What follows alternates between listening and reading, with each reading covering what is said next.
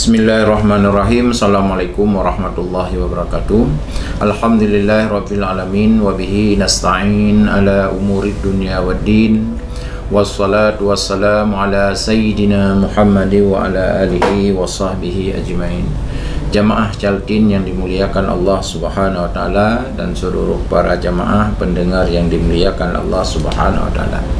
Allah berfirman di dalam Al-Qur'anul Karim, Bismillahirrahmanirrahim. Ya ayuhan nasu inna khalaqnakum min dzakari wa unsa wa ja'alnakum syu'uban wa qabaila lita'arafu inna akramakum indallahi atqakum innallaha alimun khabir. Shadaqallahul azim. Dalam surat Al-Hujurat, Allah mengingatkan kita sebagai manusia yang diciptakan Allah tentu punya tugas-tugas yang harus kita pahami. Maka untuk kali ini kita nasihat Caltin, kita angkat sebuah tema, pernikahan adalah silaturahmi yang hakiki. Kenapa tema ini penting kita pahami? Agar kita semua orang yang beriman selaku makhluk manusia yang hidup adalah sebagai makhluk sosial, agar kita tahu fungsi agama. Kenapa agama memerintahkan kita menikah? Fankihu ma taba lakum minan nisa'i masna wa sulasa wa ruba' ilah dan seterusnya. Ini maknanya adalah hidup manusia itu tidak bisa sendiri. Manusia yang namanya insaniyah dalam Al-Quran adalah makhluk sosial. Yang namanya makhluk sosial harus berinteraksi dari semua sisi. Maka di dalam fikih Islam itu ada namanya fikih muamalat. Itulah hubungan manusia dengan manusia di dalam bidang kehidupannya. Di dalamnya ada bicara ekonomi, ada fikih munakahat, berbicara bagaimana pernikahan yang sah agar melahirkan anak yang sah, dan juga jika besok hari dia menjadi manusia sebagai inni ja'ilun fil ardi khalifah, dia memimpin. Itulah makhluk sosial berikutnya. Lalu silaturahmi inilah yang melahirkan semua visi dan misi. Karena agama Allah kirim ke alam dunia melalui Jibril. Jibril menyampaikan kepada Rasulullah SAW, Rasul menyampaikan kepada sahabat, sahabat kepada tabi'in, kepada tabi'in kepada ulama mutaqaddimin, ulama mutaakhirin, dan seterusnya ulama mutakhirin yang kita rasakan di saat ini. Nah, ini kita dapati semua dengan nilai silaturahmi. Dengan pernikahan akan melahirkan anak. Dengan pernikahan menambah keluarga. Kalau dulu satu ayah, sekarang dua ayah, ayah kandungnya dan ayah mertuanya juga sama. Maka dalam Islam tidak boleh menikah dengan mertua.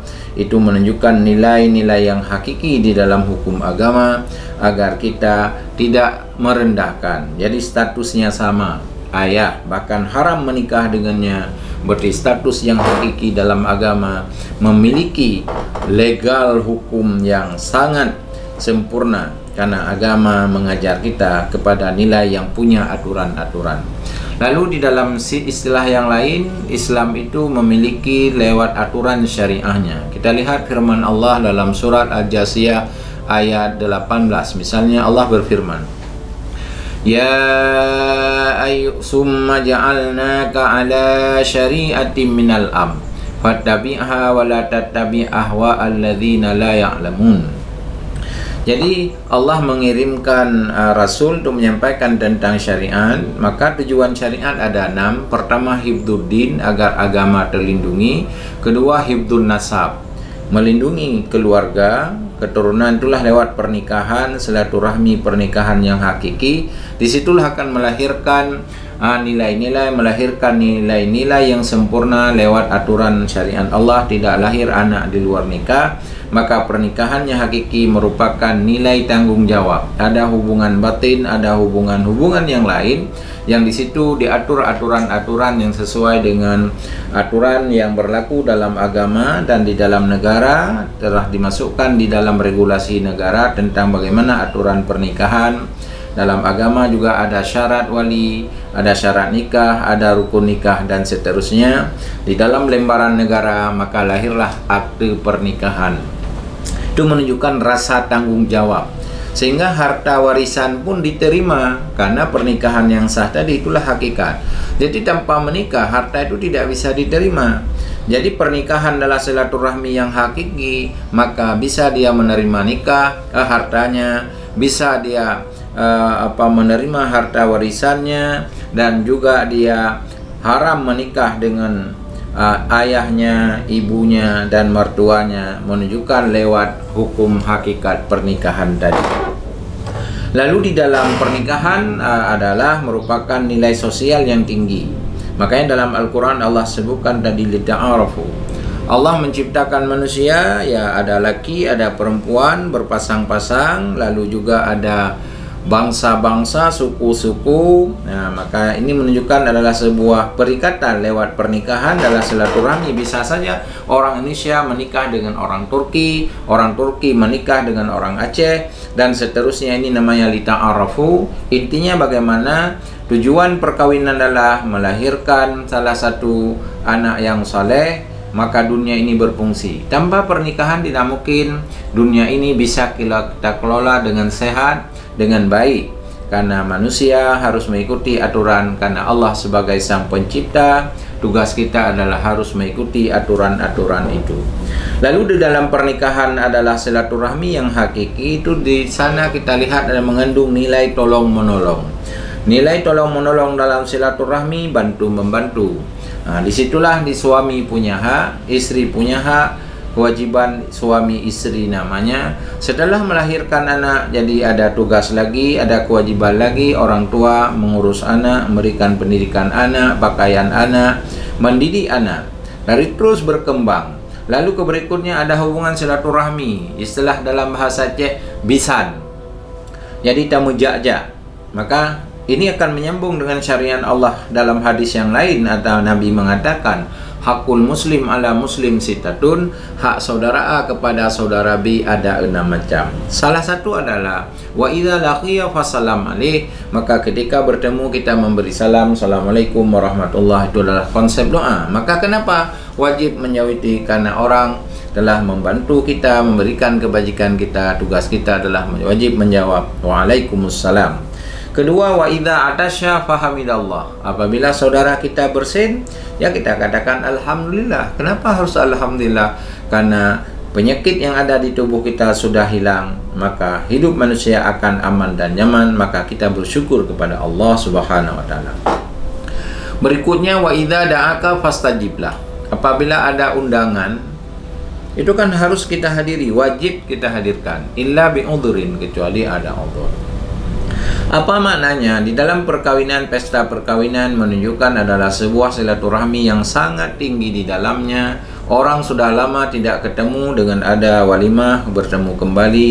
Di situ ada cerita, ada silaturahmi, ada informasi, ada ta'aruf yang sangat tinggi di dalam acara walimatul urus. Maka di dalam hukum Islam, al-walimatul urus sunnatun mu'akadah wa kabujiha wajibatun. Membuat walimah hukumnya sunat, menghadiri wajib. Kenapa wajib? Hakikat dalam agama kita adalah silaturahmi lagi. Keberikutnya hak saudara kita kepada hak kita pada saudara yang lain, yaitu wa idzan sahaka fansahlah. Apabila dia minta nasihat, minta bantu, minta pendapat, berilah. Ini kan namanya silaturahmi. Maka dalam ajaran Islam, zakat itu kan bahagian nilai sosial, ya silaturahmi, kesalihan sosial namanya.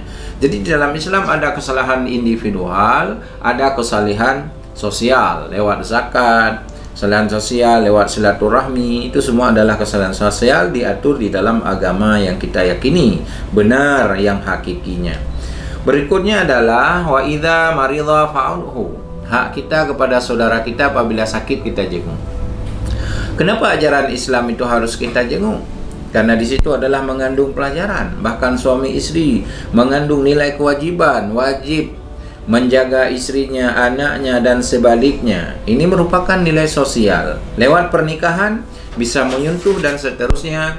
Inilah nilai-nilai yang hakiki di dalam ajaran agama kita. Oleh karenanya, pernikahan adalah silaturahmi yang hakiki. Ini merupakan nilai yang tertinggi di dalam kehidupan muamalah, kehidupan munakahat, karena di dalamnya Islam mengatur sistem hukum yang sangat lengkap secara komprehensif. Maka kalau dilihat di situ, maka kita lihat hadis Nabi, pernikahan itu kan perintah. Maka orang-orang yang tidak menikah bila dia sudah cukup kemampuannya, itu kan termasuk pemuda yang dibenci Allah Subhanahu wa taala. Maka segeralah menikah yang belum menikah agar mendapatkan silaturahmi yang hakiki. Yang terakhir, hak kita kepada saudara kita adalah wa idza mata fattabi'u. Apabila dia meninggal, ya kunjungilah, tajhidkan mayatnya. Kenapa harus kita kunjungi? Di situ silaturahmi lagi, di dalam silaturahmi mengandung pelajaran. Kafa bil mauti mau'izah, dengan ada kematian di situ ada pelajaran. Apa pelajarannya? Kita lihat, dulu dia hidup mewah, sekarang tidak lagi berfungsi, rumah yang mewah tidak lagi berfungsi, mobil yang mewah tidak lagi berfungsi, bicara semua panca indera mati, tidak lagi bisa bergerak, nafasnya hilang semua. Kita berpikir apa yang kita bawa ke alam kubur? Tidak ada lain, hanya amal yang kita bawa kepadanya. Oleh karenanya, kaum muslimin sedang jamaah Jaltin yang dimuliakan Allah Subhanahu wa taala dan pendengar yang lainnya, mari kita memahami bahwa yang hakikatnya adalah manusia adalah makhluk sosial dengan sistem yang diatur di dalam agama. Salah satu bagaimana pernikahan melalui nilai silaturahmi yang hakiki ada pada persoalan pernikahan. Kita lihat misalnya di dalam Islam itu mengatur dengan tiga ukhuwah. Jadi konsep Islamiyah silaturahmi itu ada tiga. Yang pertama, ukhuwah Islamiyah. Jadi ini bicara akidah yang tidak boleh bertukar. Manusia kehidupan di dunia adalah sama, tapi sisi keyakinan sudah lagi berbeda. Maka yang Islam harus jelas. Maka di dalam syarat perkawinan adalah baru sah Islam dengan Islam. Tidak boleh kita menikah dengan agama yang lain, dengan para kafirun. Kenapa? Karena akidahnya berbeda. Kita meyakini menyembah Allah, dia menyembah yang lainnya. Bagaimana kita bangun rumah tangga yang seirama? Bagaimana kita bangun rumah tangga yang sevisi dan misi? Tidak akan mungkin ketemu karena kita menuju timur, dia menuju barat. Maka di dalam konsep ukhuwah Islamiyah lewat perkawinan ini merupakan hakikat dalam pernikahan, karena adalah satu visi dan misi membangun keluarga dan seterusnya. Yang fungsi manusia adalah inni ja'ilum fil ardi khalifah. Oleh karenanya ukhuwah Islamiyah adalah penting. Berbeda lagi dengan konsep bernegara, itu disebut ukhuwah wataniyah. Ukhuwah wataniyah ini adalah berbicara dalam konsep bernegara. Indonesia memiliki ideologi Pancasila. Kita memiliki 4 pilar negara Republik Indonesia. Ada namanya Konstitusi Undang-Undang 45, ada namanya NKRI, ada namanya Pancasila, ada namanya Bhinneka Tunggal Ika. 4 ini adalah sebagaimana kita bernegara di Indonesia adalah penting ukhuwah wataniyah, karena di dalamnya banyak agama, banyak suku, dari Sabang sampai Merauke, berjajar pulau-pulau dalam istilah lagu. Itu kan banyak suku kita. Provinsi saja kita 34 provinsi. Siapa yang mempersatukan kita? Itulah konsep bernegara tadi. Maka di dalam konsep bernegara, di sisi hukum negara tidak dilihat suku apa, agama apa, itu namanya ukhuwah wataniyah. Tapi ketika konsep manusia, nanti hubungan ekonomi, hubungan politik, itu namanya adalah konsep ukhuwah basyariyah. Ukhuwah basyariyah ini juga kita melihat seluruh dunia. Kita hari ini berangkat Thailand, Malaysia, Brunei di tingkat Asia. Bagaimana ke Eropa, ke Turki, ke Inggris, ke Amerika, ke Barat itunya. Itu selaku manusia adalah kebutuhan hidupnya sama, makan dan minum. Ya harus kita ikuti semuanya, bagaimana aturan dalam pesawat sama. Tidak ada beda. Agama A, bangsa B, kan tidak ada. Naik pesawat sama aturannya. Ini namanya harus kita jaga masing-masing hak. Ini merupakan ukhuwah basyariyah yang konsep agama itu sangat sempurna. Inilah tugas kita orang-orang yang beriman. Jika kita mampu melihat sisi ajaran ini, insya Allah hidup kita akan aman, akan nyaman. Seterusnya kita akan selamat dunia dan akhirat. Nah, tujuan syariat tadi ada 6. Saya baru cerita tadi 2. Kita lihat konsep yang lain. Pertama, dalam syariat tujuannya hifdzuddin, menjaga agama. Kedua, hifdzun nasab, menjaga keturunan lewat pernikahan yang hakiki tadi adalah silaturahmi. Pernikahan adalah silaturahmi yang hakiki. Kedua, hubul mal, agar harta terlindungi. Mana hak si A, mana hak si B. Maka dalam Islam sampai ketika meninggal ada harta warisan sudah ditentukan siapa yang boleh menerima, berapa, dan seterusnya. Ketiga, namanya hifdzul aql, menjaga akal. Maka pil ekstasi, sabu-sabu, narkoba itu semua haram karena rusak akalnya. Termasuk ya kalau kita di Aceh ada bakung lam tuba. Kenapa haram? Kalau dikonsumsi karena rusak otaknya maka hukumnya haram. Yang kelima adalah hifdzun nafas, menjaga jiwa, tidak boleh membunuh. Maka dalam negara juga terjadi salah satu dalam KUHP adalah pasal kriminal law namanya. Yang terakhir adalah hifdzul bi'ah. Jadi hifdzul bi'ah ini adalah merupakan lingkungan. Jadi di mana lingkungan termasuk adalah silaturahmi yang kita jaga. Ini adalah nilai-nilai di dalam ukhuwah Islamiyah, ukhuwah wataniyah, ukhuwah basyariyah. Nah, dilihat dari konsep-konsep ini di dalam Islam, maka kita bisa berkesimpulan pernikahan adalah silaturahmi yang hakiki. Semuanya terdapat dalam nilai-nilai, aplikasi atau substansi ada di dalam ajaran Islam lewat pernikahan yang sah. Amin ya Allah rabbal alamin. Bermanfaat hendaknya. Billahi taufiq wal hidayah. Assalamualaikum warahmatullahi wabarakatuh.